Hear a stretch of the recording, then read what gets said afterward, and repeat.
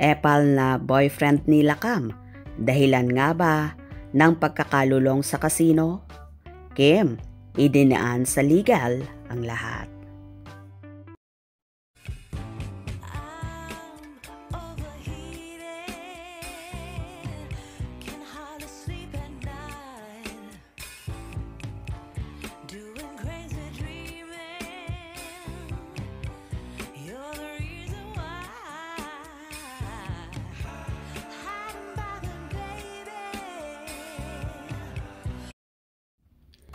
Pag-usapan naman natin ang demandang qualified debt ni Kim Chiu sa atin niyang sila Kambini Chiu.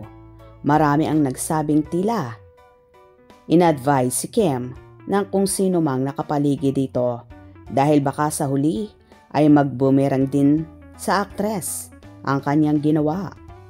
Granting daw na nalagasan nga ng napakalaking halaga.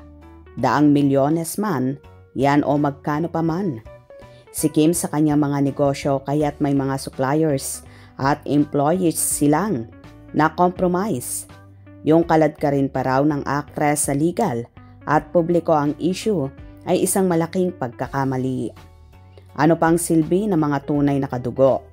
Kaanak, tatay o nanay, lola't lolo, tito't tita o kahit mga pinagkakatiwalaang ninong-ninang para mamagitan sa kanilang magkapatid. Lumalabas tuloy na magulo ang pamilya niya at nagmukha siyang pera. Komento ng mga netizen. Paano pa siya mababayaran ng kapatid niya na sa aming pagkakaalam ay siyang tumatayong nanay nilang magkakapatid at naging manager ni Kim sa simula pa lang ng showbiz career nito.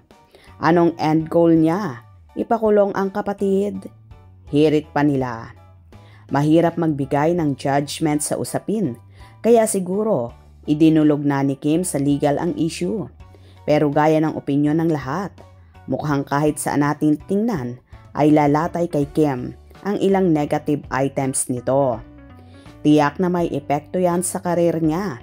Sana nga ay pinag-isipan niya yan ng husto dahil at the end of the day, bahagi ng buhay niya ang kanyang kapatid. Dagdag pa ng marami. Bukod sa pagkakalulong umano sa kasino at pagkakaroon ng epal de umanong boyfriend, may mga pinasok daw na mga negosyo sila Cam na sumabit gamit-gamit ang pera ni Kim Chiu. At dahil sa ginawa ng actress, tila may mga kung anong espekulasyon na lalabas at hindi mapipigilan ang kampo niya na pag-usapan bilang dahilan daw ng issue, kaya totoo man o hindi.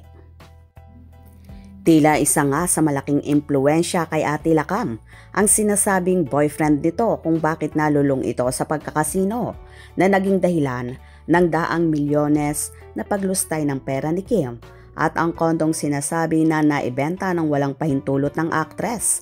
Kaya masakit man kay Kim yung tama na ang ginawa niya para matigil na ang kapatid niya sa kasusugal na kung hindi maaagapan, baka maubos at mauwi sa lahat ang pinaghirapan ni Chinita Princess.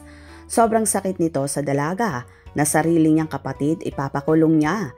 Pero no choice siya para maisalba ang natitira pa sa dalaga at in fairness naman hindi mukhang pera si Kim.